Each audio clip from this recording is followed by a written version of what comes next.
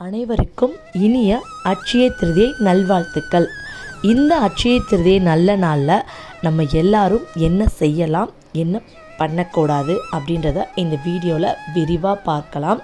அதுக்கு முன்னாடி நம்ம சேனலை மறக்காமல் சப்ஸ்கிரைப் பண்ணிவிட்டு பாருங்கள். அட்சய திருதியை என்று சொன்னாலே நம் அனைவரின் நினைவுக்கு வருவது தங்கம் மட்டும்தான். அன்றைய தினத்தில் ஒரு குண்டுமணி தங்கமாவது வாங்கிவிட வேண்டும் என்பதே நம் பலரின் சிந்தனையாகிவிட்டது. அதில் ஒன்றும் தவறு இல்லை. அன்றைய நன்னாளில் தங்கத்தை தாண்டியும் பல நல்ல விஷயங்களை நாம் செய்யலாம். அட்சய திருதியை நாளன்று நாம் அனைவரும் வீட்டில் விளக்கேற்றி குடும்பத்துடன் இறை வழிபாடு செய்வது மிகவும் நல்லது.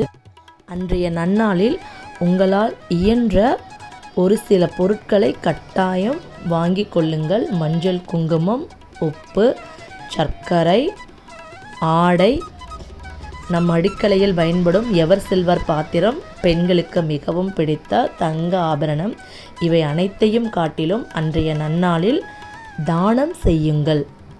அட்சய திருதியை நன்னாளில் தானம் செய்தால் உங்கள் வாழ்க்கை இரட்டிப்பு வளமாக மாறும் என்பதில் எந்தவித சந்தேகமும் இல்லை.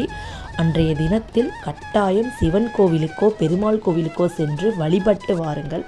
உங்கள் குடும்பம் மென்மேலும் வளரும். அன்றைய தினத்தில் யாரிடமும் பழிச்சொல் பேசாதீர்கள், தவறாக பேசாதீர்கள். இதனை கடைபிடித்து வந்தால் உங்கள் இல்லத்தில் மகாலட்சுமி வாசம் செய்வாள். அனைவருக்கும் இனிய அட்சய திருதியை நல்வாழ்த்துக்கள்.